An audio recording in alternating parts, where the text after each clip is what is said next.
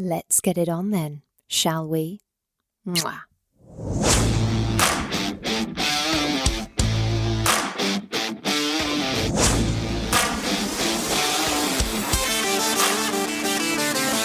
Welcome to Sex on the Peach, your weekly hump day dose of everyone's favourite untalked about topic, sex.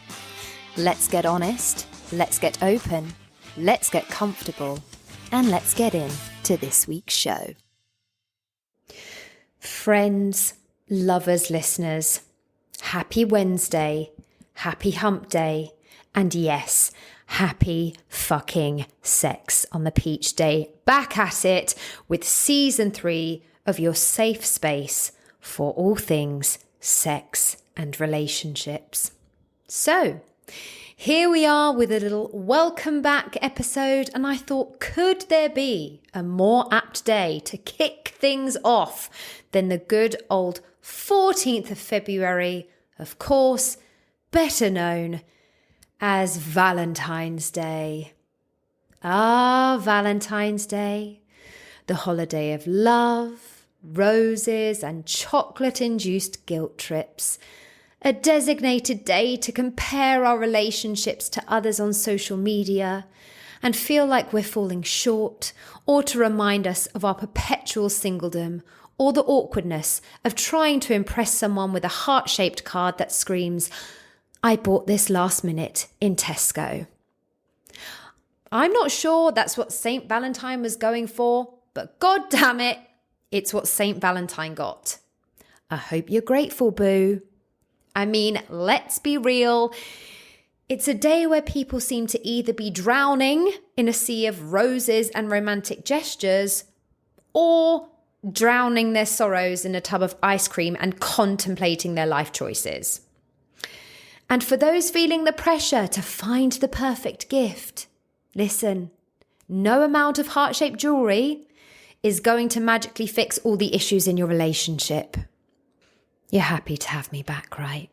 It's probably no surprise to anyone at all that Valentine's Day is quite simply not for me. And I say that as someone who fucking loves love. But I also love love on the 7th of April and the 22nd of August and the 12th of December. Because we all know by now that one of my least favourite things in the world when it comes to love and when it comes to sex is pressure. And I think that this day comes with so much of that. Pressure to feel that your relationship is exactly where you need it to be if you're in one, and to be the most romantic you can possibly be for the sake of a date on a calendar, based on a saint, who is, yes, the saint for lovers, but also, in case you didn't know, the saint for people with epilepsy and beekeepers. And I want to know, where is their day? Why the picking and choosing about who gets a day and who doesn't? Anyway, I digress. The pressure to feel like you should be in a relationship if you're single. But I would say this is also the perfect excuse to treat yourself to a little self-love. So buy yourself that overpriced box of chocolates. Indulge in a bubble bath. And remember, love is great, but so is not having to share your snacks during movie night.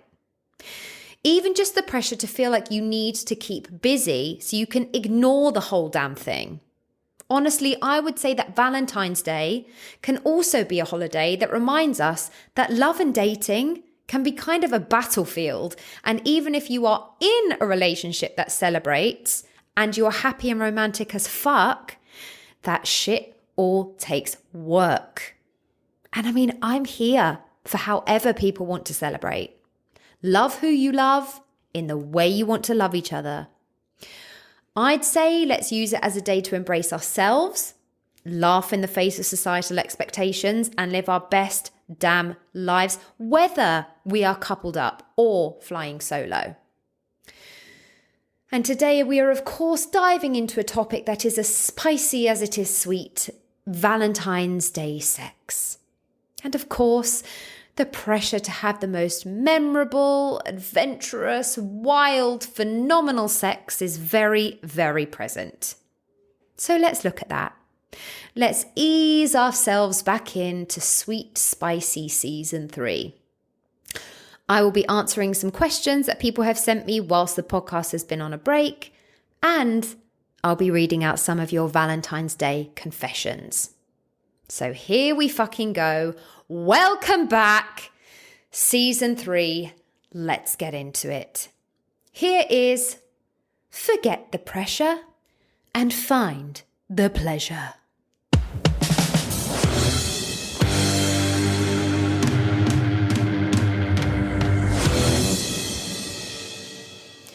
Okay, full transparency. I have not yet had partnered sex in 2024. I will not be having partnered sex today. I know we're only like 7 weeks in, but that's actually kind of a little while for me. Above all, I haven't really had time, but also last year was a little funky for me in terms of my sex life. And I maintain that sex in general has physically actually gotten better for me since I started this podcast. And I am convinced that's because any of my sexual partners have listened and they are clued in to what I like. But a lot of my encounters last year came with some uncomfortable stuff.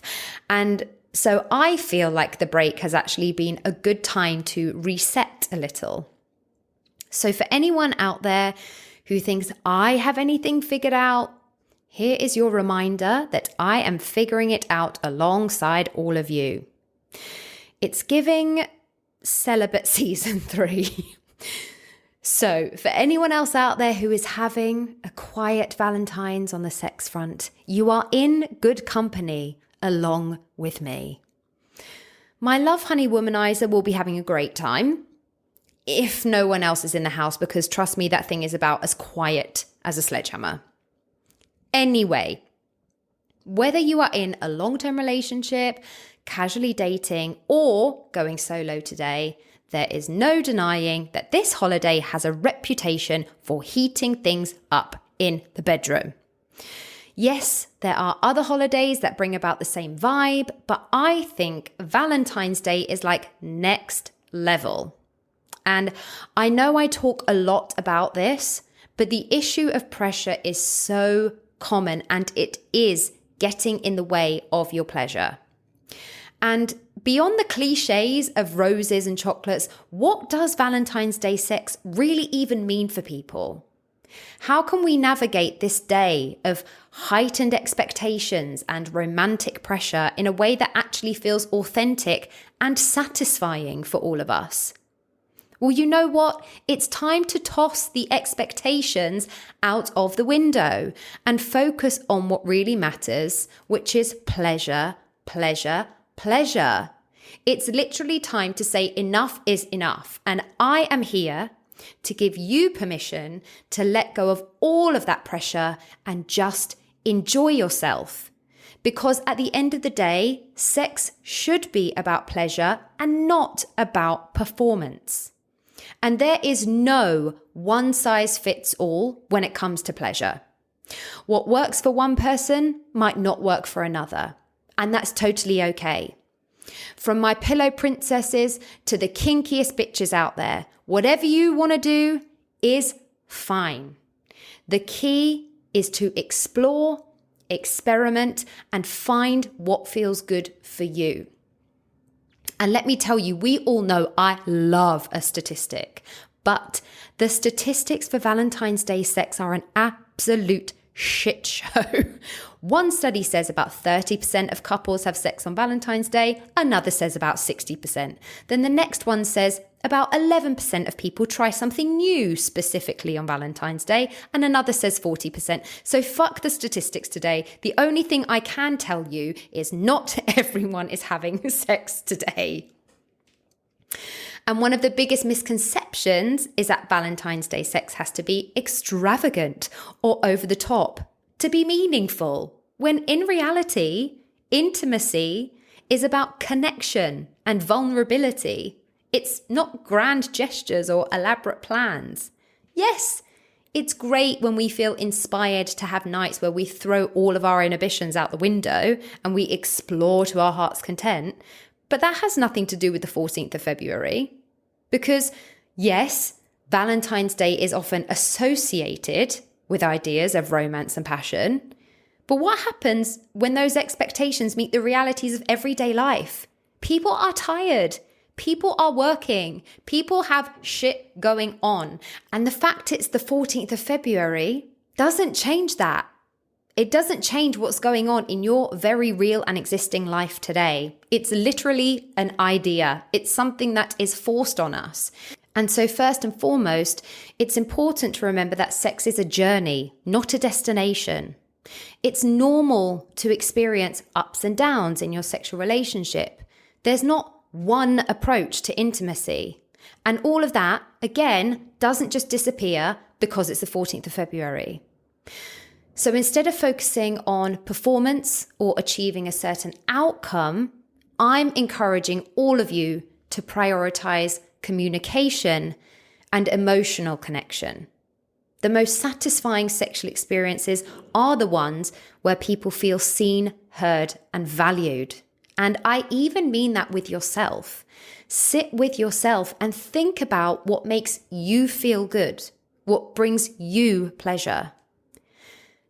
As always, effective communication, it's not just a buzzword. It is the pinnacle of a healthy and fulfilling sexual relationship. And when it comes to matters of intimacy, nothing is sexier than clear, enthusiastic consent. And if you have listened to a single one of my previous episodes, you will know how I feel about the significance of open dialogue and how discussing desires, boundaries, and fantasies will only enhance your sexual experiences and strengthen your relationships. Communication is absolutely key to building trust and intimacy, and it allows people to express their needs and preferences, and that should be without fear of judgment or rejection. But talking about sex can be daunting, especially if you are not used to having these conversations. And there are practical ways to broach these topics respectfully and confidently, creating a safe space where all parties feel heard and understood. From setting the mood to choosing the right words, there are ways to initiate these discussions in a way that encourages connection and mutual respect. Find a time that works best for everyone involved and make sure that your conversations are being had as a team, that there is support at the bottom of it. We still aren't in a place where communicating about sex is an ego-free zone. And hopefully one day we will get there, but it is a topic that needs to be handled sensitively. And you know I will always encourage the compliment sandwich. Stating something that is great for you, that works for you, that feels good, followed by something that you feel could use some work. And then ending with a, because I want to keep exploring our pleasure together, or something like that. We haven't been taught how to do this, and it can feel sticky as fuck to start. But I promise you, whether you are in a long-term relationship or just starting to explore your sexuality, it's definitely time to unlock the power of communication in the bedroom. Because when it comes to great sex, consent is sexy. And as I talk about on every single episode, communication is always key. So whether you are a long-time listener of Sex on the Peach or this is your first foray into the podcast that is, you will be used to me talking about communication all the fucking time. If you are feeling it, then yes, Valentine's Day can be the perfect occasion to shake things up and inject some excitement into your sex life. Whether you're looking to try out new positions, explore the delights of sex toys, my favorite, or incorporate playful props into your lovemaking, from the classics to the unconventional. There's something for everyone out there to explore and enjoy. So if you are in the mood, then absolutely, why not step out of your comfort zone and embrace the thrill of trying something new? Maybe it's the art of sensual massage, or even the seductive allure of an aphrodisiac food. There are so many journeys of discovery to explore playful and intimate ways to ignite passion and deepen your bond. So whatever you want to do, that's what you should do. You know, we are always promoting a sex positive and inclusive approach to pleasure here. So it's all about what you want to do. If it's consensual and there is mutual respect, no matter how taboo someone might think it is that you want to do, you fucking go for it and you fucking enjoy it. So whether you are a seasoned lover or new to the game, if you are feeling the flame today, then absolutely embrace the sensual delights of fucking Valentine's Day. Because when it comes to love and pleasure, there is always something new to explore. And Valentine's Day is always associated with romantic gestures and expressions of love towards others. But let's not forget my favorite, the importance of self-love and self-care. Let's shine a huge spotlight on the art of solo pleasure and celebrating the joys of self-discovery. I will always be encouraging you to indulge in some much needed me time and explore your own desires and fantasies. Whether it's treating yourself to a self-massage, experimenting with solo play, or even just taking a little bit of time to connect with your own body and mind, there are so many ways to show yourself some love this Valentine's Day. So let's again let go of any bullshit and any expectations that we feel are put on us and embrace the beauty of self-love as an essential part of nurturing a healthy and fulfilling relationship with yourself. Because after all, you deserve to be cherished and celebrated every day of the year. Love and intimacy manifest in so many ways.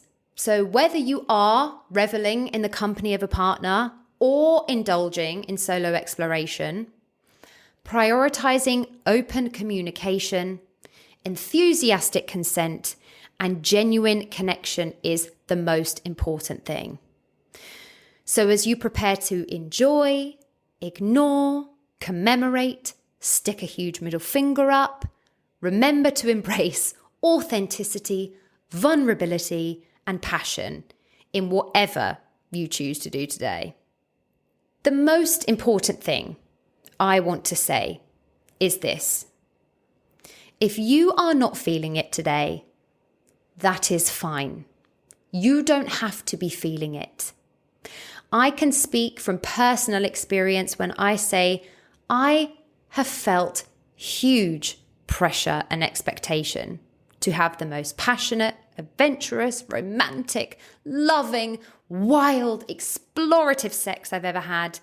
And it has never been ideal for curating any kind of good environment for any kind of pleasure. I have never had a good time when that has been the case. Have any of us ever had a fantastic sexual experience when we felt that kind of pressure? If anyone has, please let me know, because I want to know how you work through that, because I think it is, as I always say, the pleasure killer. It's giving Valentine's Day the horror movie.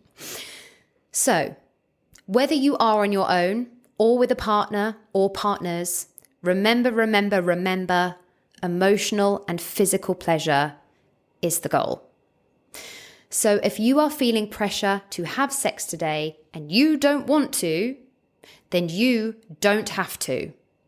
Pleasure does not mean you have to have penetrative sex if you don't want to. So if you don't want to do that today, then please don't. If you don't want to have oral sex today, you don't have to. If you don't want to do anything sex related today, then you don't have to. Love and sex look completely different for everyone. And unfortunately, they don't look different for everyone in the way Valentine's is still heavily portrayed to us. Even in 2024, it is still heavily rooted in heteronormative and mononormative ideals.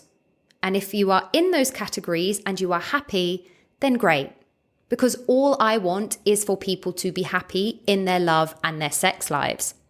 But for the vast majority who don't see representation of what their love and their sex look like, please remember, no matter what your identity is, gender, sexuality, race, age, ability, size, class, everyone is as deserving of pleasure as the next person, today and every other day.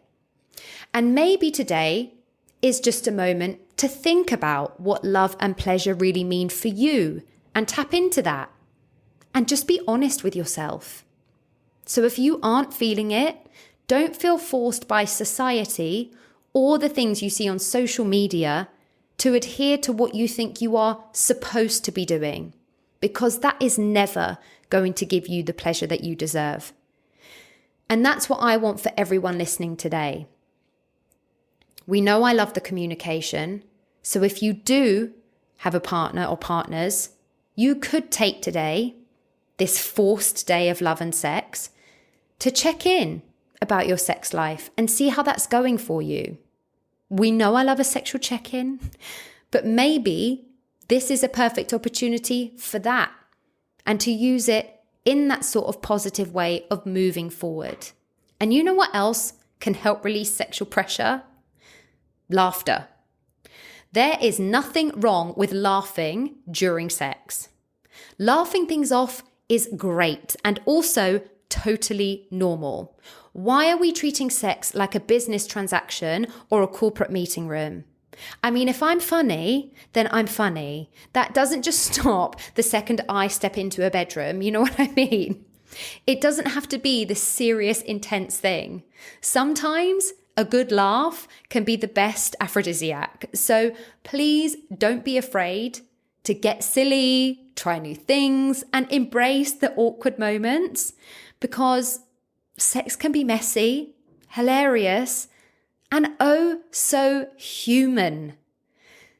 And on that note, we are going to get into some of the confessions that I've been sent in, just in case you need a little reminder that you aren't the only one out there who's had or having sex that can get a bit icky or funny. We're all in it together. Here we go.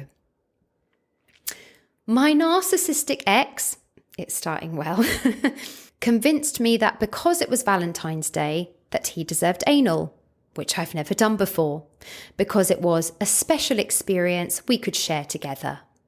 I confided in a friend who luckily told me he needs to get a grip. Anal isn't romantic. It's about him being demanding. So Valentine's comes, I dress up, rile him up, and then pretend I'm super ill so I don't even have to touch him, let alone let him near my ass. Given how I feel about anything ass related, we all know I wouldn't be viewing that as in any way romantic. Congrats to anyone who does. Like, I am legitimately here for it and I wish I could be you. But unfortunately, the one time this happened for me, I blacked out. Nothing romantic about the partner I had at the time, thinking I died. The term deserved obviously makes me feel incredibly uncomfortable because no one is ever owed anything at all. And for that point alone, I am glad that this was something you didn't engage in together. And I hate that you even had to pretend to be ill, because realistically, you should have been able to just tell him that it was something you weren't comfortable with doing, and that should have been okay. Once someone acts from a place of entitlement during sex, it can be so very off-putting.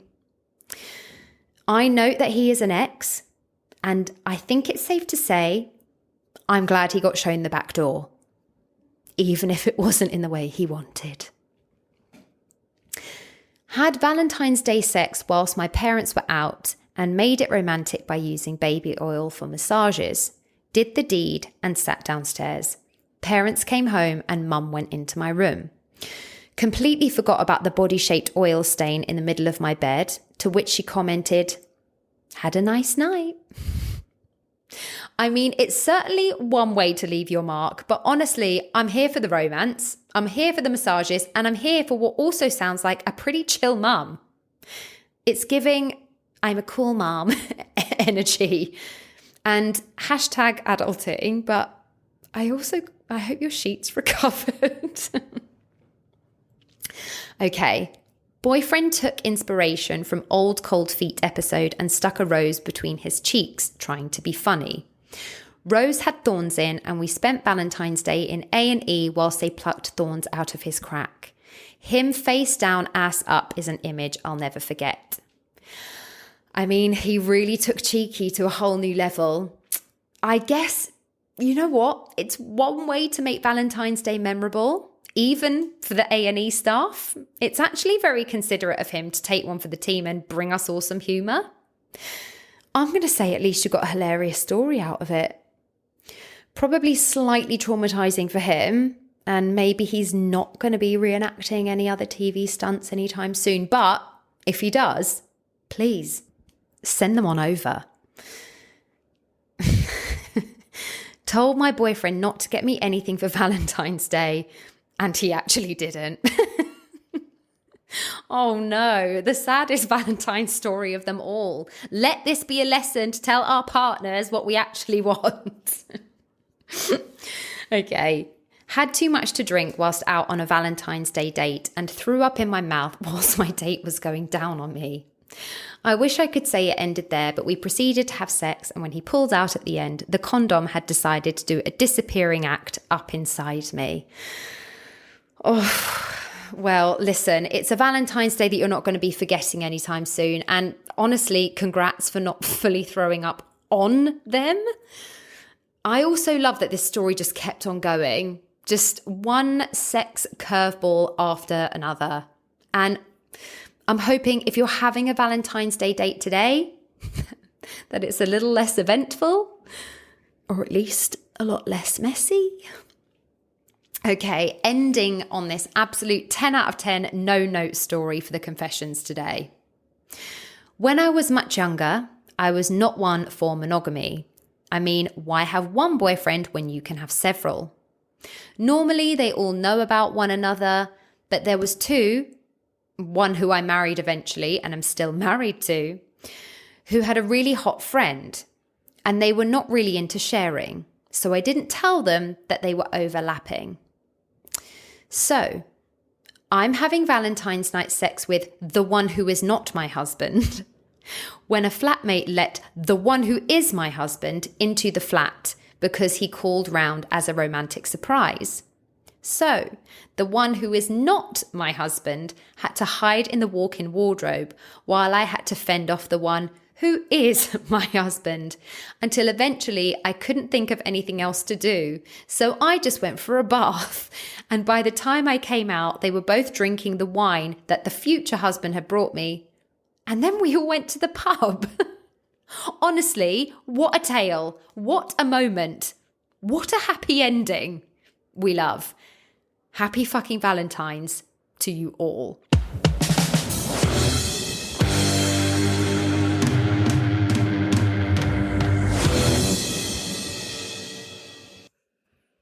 Okay, so answering some general questions that have been sent to me both for the episode today and also through the podcast break.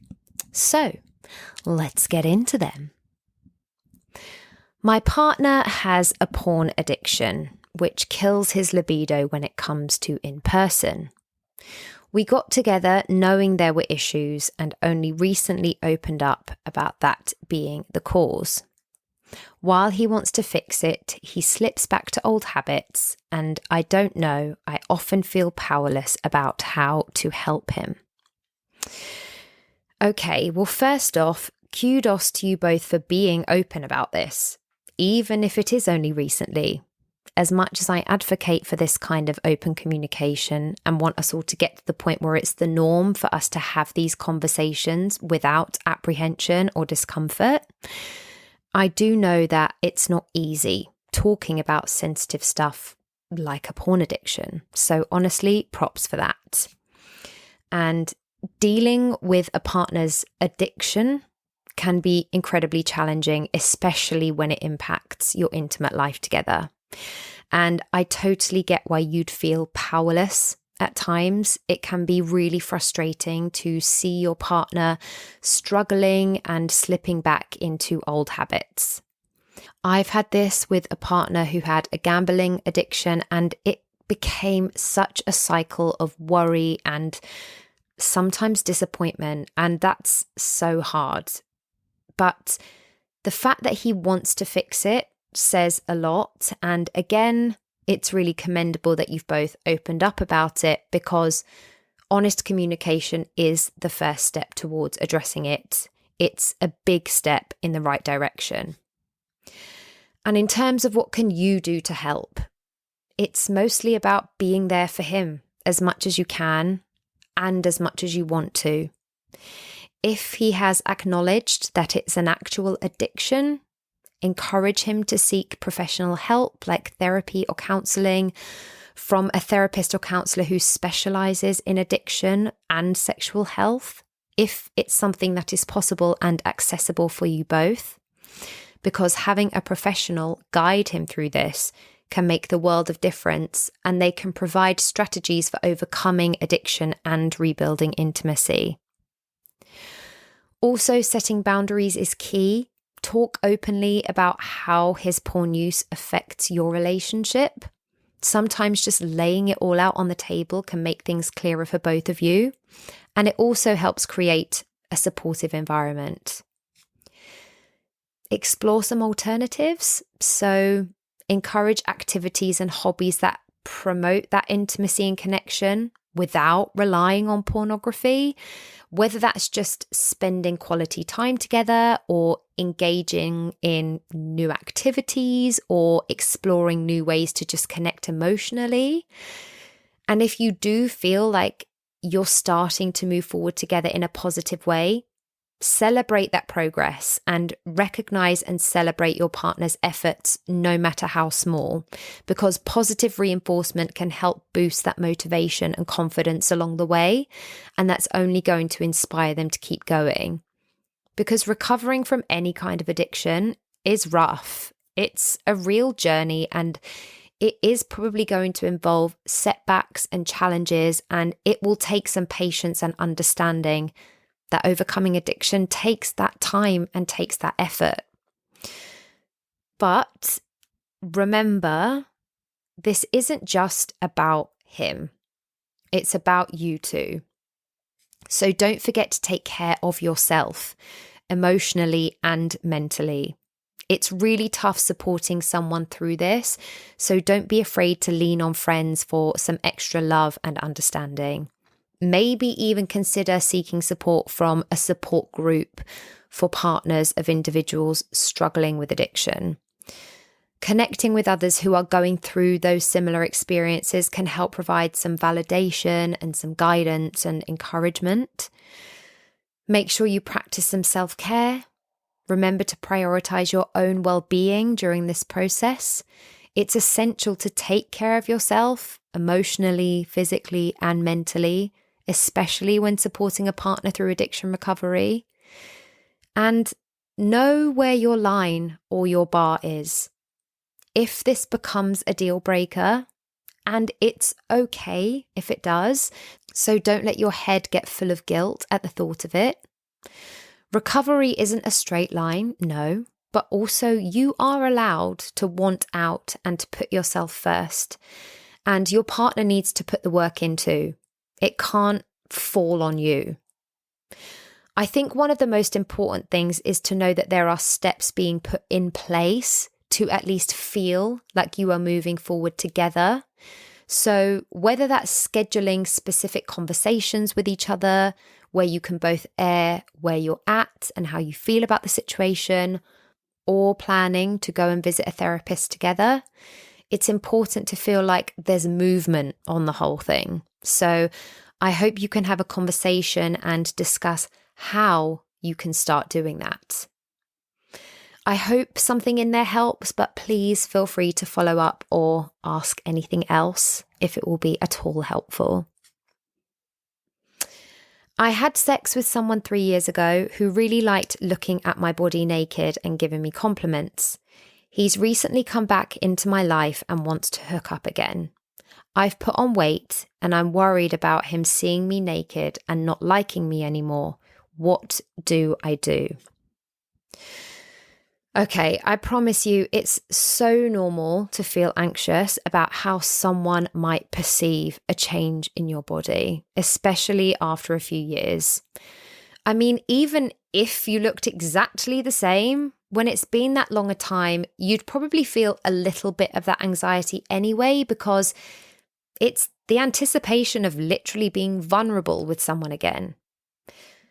But please, please, please, please, please, please remember, you are so much more than just your physical appearance. You were not put on this earth to satisfy the male gaze or to meet standards that we have been taught are attractive or acceptable. I truly hate that this even has to be a thing for you. You are a whole, beautiful, wonderful, sexy human.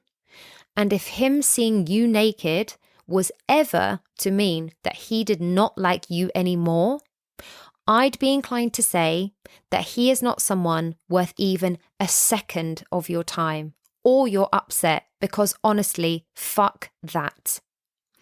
If this person was genuinely interested in you 3 years ago, it's likely that their attraction wasn't solely based on your body, and that it's based on you and your connection to each other, and even your shared experiences that you've already had.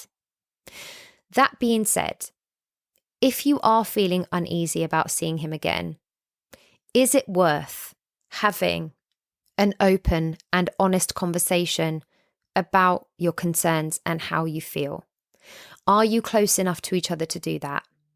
If so, let him know how you're feeling. Give him the opportunity to reassure you. I know that sexual confidence is a lovely idea and all well and good, but it's actually also okay to be like, hey, if I'm going to be vulnerable with my body, then I'm allowed to voice my insecurities. And anyone worth spending that time with your body will care just as much about taking care of your mind. Vulnerability is sexy too, in my opinion. Also, try to focus on your feelings and desires. Are you excited about reconnecting with him, or are you feeling pressured to do so? Remember, you don't have to do this, and it's important to prioritize your own comfort and well-being above all else.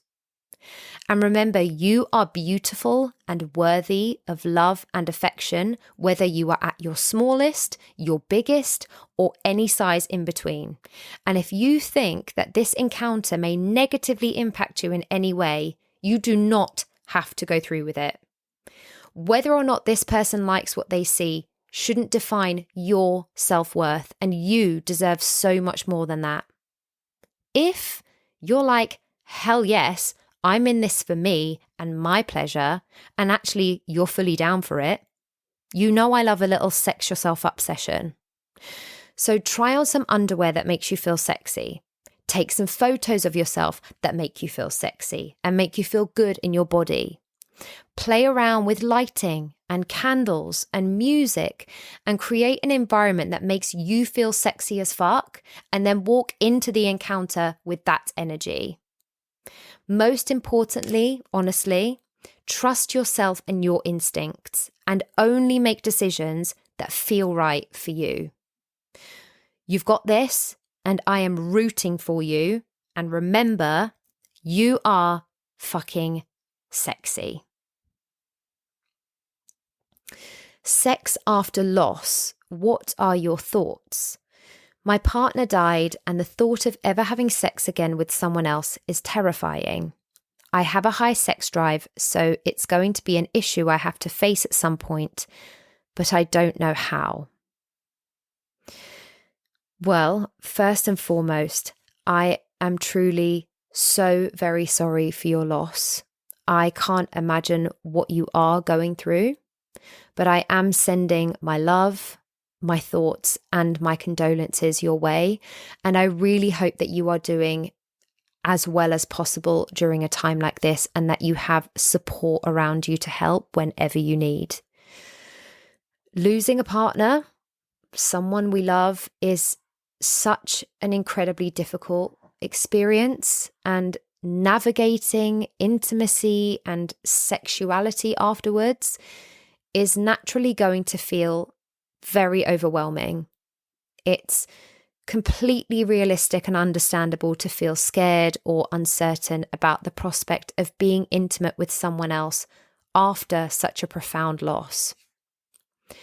Firstly, and so importantly, give yourself as much time as you need to grieve and heal. There's no rush to dive back into dating or sexual relationships before you feel ready. Grief isn't linear, so you might feel that things are wavy for a while, and it's completely okay if you feel ready to take that step and then realize that maybe you're not. Don't put any pressure on yourself to feel any which way within any period of time. Take things at your own pace and honor your emotions along the way. When you do feel ready to explore intimacy again, know that it's okay to feel anxious or apprehensive. You might find it helpful when you feel ready to start by reconnecting sexually with your own body and desires first, whether that's through masturbation or even massage, meditation, or simply spending time doing things you enjoy. Just touching base with yourself and seeing how that all sits with you and going from there, because no one is going to know more about how you are feeling than you. Communication is really going to be key when it comes to navigating sex again. If and when you are comfortable, having open and honest conversations with potential partners about your experiences and your fears can help. I know that might feel like you're kicking things off on a conversation that will feel difficult and also incredibly sensitive. But if you feel like you need to have the information out there, then you will want to be connecting with potential partners who are willing to understand and be supportive. It will also be a journey for future partners, because I know it's very common for people to feel like they will never live up to a partner who has passed away. Even though it's never about trying to live up to anything, it's about people being themselves and bringing something completely different to the table, and knowing that we all have something special to contribute. But essentially, it's going to require conversation and sensitive navigation, and all of that is okay. So please just keep remembering that everyone's journey is so unique, and there is no right or wrong way to approach sex after loss. Also, this is me speaking from a place that's less casual. You may feel you want to go out and have casual sex and not talk about any of it. And if that's something that you want and that will feel good and right for you when you are ready, then that's completely fine too. Whatever you need to do, as and when you need to do it, is okay. It's okay to try having sex with someone and it be an emotional thing. It's okay to cry. It's okay to stop if you don't feel comfortable. We may have been taught these things are weird or uncomfortable, but fuck it, it's not. It's emotions and we are human. Navigate in the way that you need to. Again, just trust yourself and trust your instincts, and don't hesitate to seek support from friends that you trust, from family members, or even a therapist if you need and if that's available to you. above anything else, be kind to yourself, because healing, I know it's such a cliche and I actually fucking hate it. There's nothing worse than someone saying it, but it does take time, and you must prioritize your own well-being as you navigate this journey. You are not alone, and there are people who care about you and want to support you every step of the way. I am sending you so much love, and I am here if and when you need. I find it hard to orgasm. I get so close and it feels so good, but I find the feeling so overwhelming, and it's like I can't relax enough to let it happen. How can I get over this? I think sometimes it feels like I'm going to pee myself, and that feeling freaks me out. What is going on? Okay, I promise this is so natural, and it's all totally okay. I don't mean okay like, yeah, this is fine. I just mean it's natural and you are far from alone. A lot of people deal with similar feelings. The overwhelming sensation you're describing and the feeling like you're going to pee yourself can be pretty unsettling, but I am here to help you figure things out. First off, it's essential to know that what you're experiencing is very common and nothing to be ashamed of.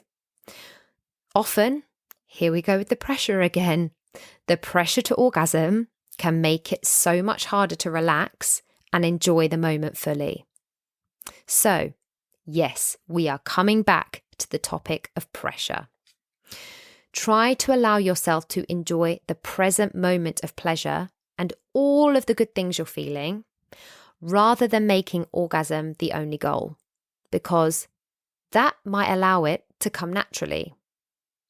The brain is such a powerful sexual tool, so once you get in your mind about things, it can make it impossible to cross that threshold. So getting out of your head about it, easier said than done, I know, is going to help significantly. One thing you can try is focusing on relaxation techniques and mindfulness to help calm your mind and your body before masturbating or having sex. People seem to think this sounds silly, but things like deep breathing and even meditation can work wonders in helping you feel more at ease. And knowing how to activate mindful breathing during sex can also make sex feel amazing. Another plan, if you are in a relationship, is obviously to have a conversation with your partner or partners about what you're going through. Sharing your feelings and concerns with them can take off a lot of the pressure, and it will make sex feel more supportive and understanding. You know me and my whole idea of less than sexy sessions, which are more like a scientific experiment than anything else. But you can play around and figure out exactly what and where makes you feel overwhelmed. If you feel like that, you can stop, adjust, and go again and see if there's a different position or a different action that feels better or more pleasurable. And remember, there's no rush to get to the finish line. It's all about enjoying the journey together. If solo sex is something you're comfortable exploring, you can do the same thing of stopping and starting and switching around to get more in touch with what feels good for you.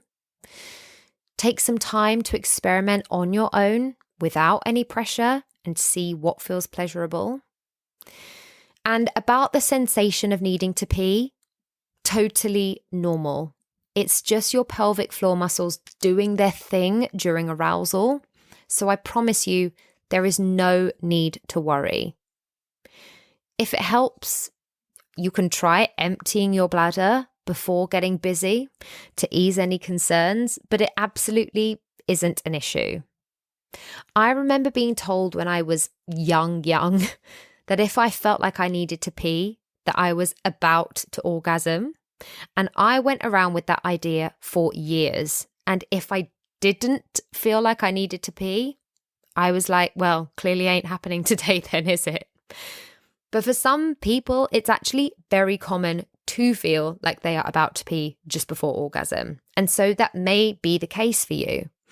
But don't let it freak you out, because I promise you it's actually very difficult for you to physically pee at that moment.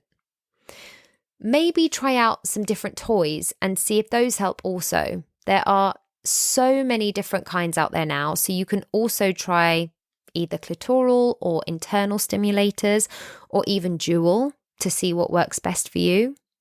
But please try not to let it get you down. Everyone's journey with sexual pleasure is completely different and completely unique. And it is really a trial and error thing, like so many other things in life. And our bodies are all so different. So just keep playing around, seeing what feels good, but go easy on yourself and just focus on creating a positive and supportive environment where pleasure is the priority.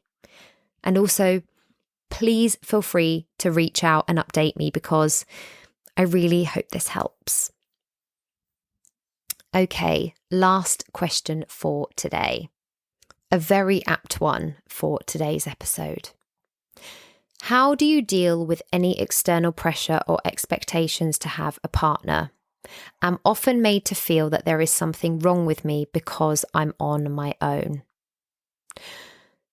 You tell everyone to fuck off and mind their own goddamn business. I'm kind of joking, because that's probably what I would do, but I get you. Let's dive a bit deeper into this. I mean, I personally love being single, like actually love it. I don't even know at this point what would have to happen for me to feel differently. I'm always open to pretty much anything, but I am very, very happy flying solo. And I couldn't care less whether or not anyone approves of that. And I wish people would get rid of the idea that being single is less than, because let me just say that you are absolutely not alone in feeling that way. Society can be fucking relentless when it comes to pushing this idea that being single somehow equals being incomplete. Being single is somehow a problem to be fixed, right? Whether it's through movies, TV shows, or even well-meaning family members asking when you're going to settle down, it can feel like there's this constant pressure to couple up. But it's a load of bullshit. And here's the thing. Being single is not a problem. It is not a condition that needs curing.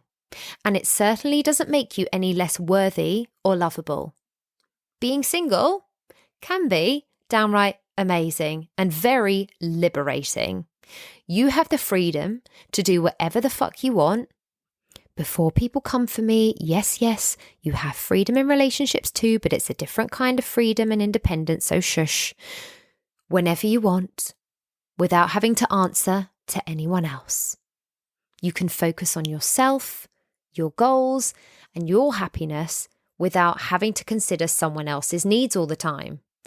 And let's not forget about the amazing friendships and connections you can make when you are not tied down to a romantic partner.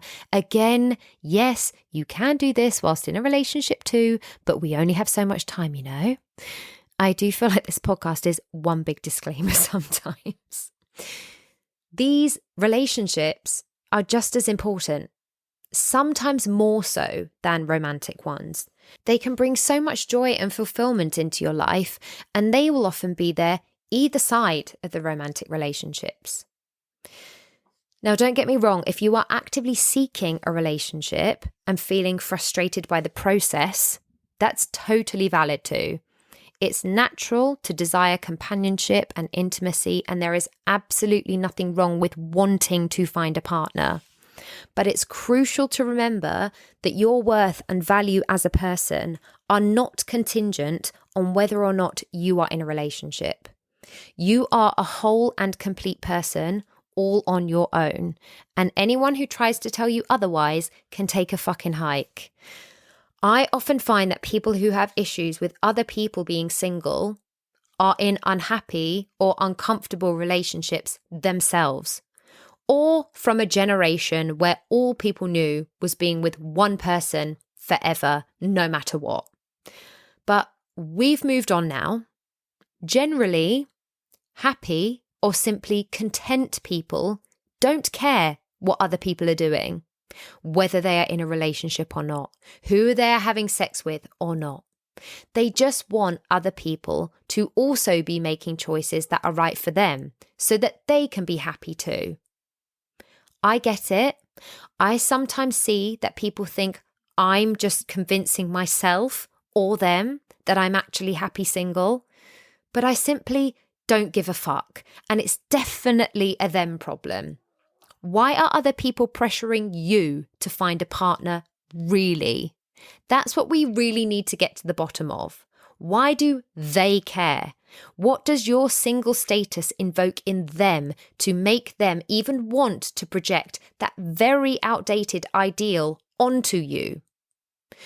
Nonchalantly asking people why they care is a very excellent way to make them answer some uncomfortable questions about themselves. So the next time someone tries to make you feel inadequate for being single, brush it off and remind yourself of all the wonderful things you bring to the table as an independent person. Embrace that independence, pursue your passions, and trust that the right people will come along when the time is right, if you even want that. Until then, enjoy the journey of self-discovery and self-love, because let's face it, you're pretty damn fucking amazing all on your own.